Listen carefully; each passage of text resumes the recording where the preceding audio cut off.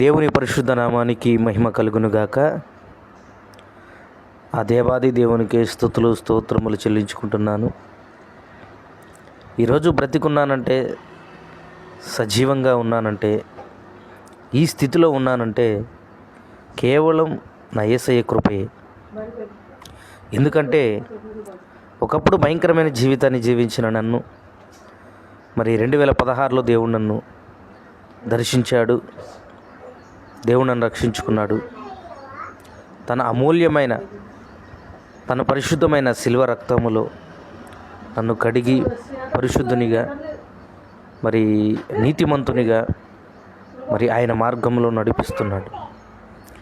ఒకప్పుడు దరిద్రంలో, శాపంలో, పాపంలో, భయంకరమైన వ్యసనాలలో జీవించాను. కానీ ఈరోజు నన్ను దేవుడు బహుబలంగా వాడుకుంటున్నాడు. దేవుని చిత్తమైతే ఒకప్పుడు నేను జీవించిన ఆ జీవితాన్ని, లేదంటే ఆ ప్రదేశాలని వీడియో రూపంలో చూపించాలని ఆశపడుతున్నాను. ఒకప్పుడు ఎలా జీవించాను, నేను ఎక్కడ పడుకున్నాను, ఎలాంటి స్థితిలో ఉన్నాను,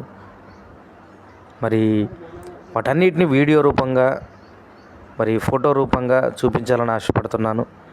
ఎందుకంటే మన దేవుడు నిజమైన దేవుడు. ఆయన గొప్ప దేవుడు. ఈ లోకంలో ఒక తాగుబోతుని, ఒక దొంగని, ఒక వ్యభిచారకుని మార్చాలంటే ఎవరి సాధ్యం కాదు. తనంతటకు తను మారాలన్నా చాలా కష్టం. ఎందుకంటే ఒక వ్యసనం అనేది అది మనం మరణించేంత వరకు అది మనతోనే ఉంటుంది. కానీ ఆ వ్యసనాల నుండి, ఆ భయంకరమైన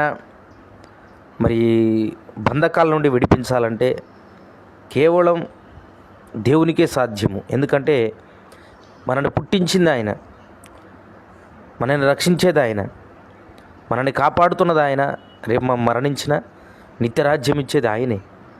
అందుకే పాపములో, శాపములో జీవిస్తున్న మన అందరినీ దేవుడు రక్షించాలని ఆశపడుతున్నాడు.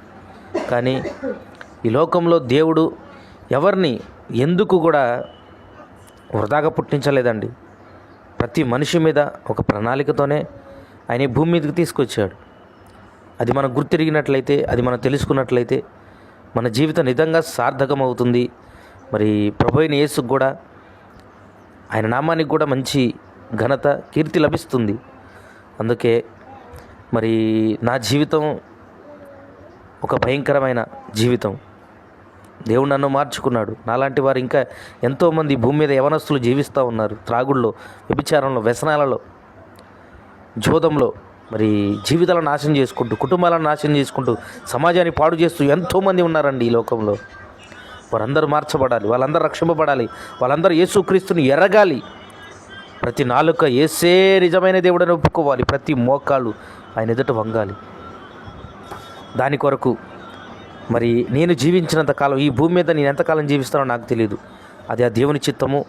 ఆయన గ్రంథంలో లెక్కించబడి రాసుకొని ఉన్నాడు. కాబట్టి ఈ భూమి మీద నేను ఎంతకాలం జీవించింది అనేది కాదు, కానీ పాత జీవితం, గత జీవితం ఎలా గడిచిపోయిందో ఇన్ని సంవత్సరాలు ఆ గతాన్ని నేను మర్చిపోతున్నాను. కానీ ఇక ముందు నా జీవితం, ఇక ముందు నా భవిష్యత్తు యేసయ్య కొరకే వినియోగించుకోవాలని, బ్రతికినంత కాలం యేసయ్య కొరకే బ్రతకాలని, ఆత్మల రక్షణార్థమై జీవించాలని, చనిపోయిన యేసయ్య కొరకే హతసాక్షిగా మారాలని నా సంకల్పం, నా తీర్మానం.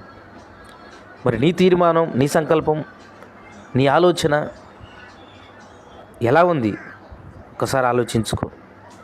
ఇప్పుడే తీర్మానం చేసుకో. దేవుడి కొరకు రోషముగా, ధైర్యంగా బ్రతుకు. చనిపోయే లోపు ఒక్కరినైనా దేవుని ఎదుట నిలబట్టే గొప్ప యోధులంగా, గొప్ప సైనికులంగా కావాలన్నది నా ఆశ, ఆకాంక్ష. దేవుడిటి మాటలు దీవించి ఆశీర్వదించునుగాక. ఆమేన్.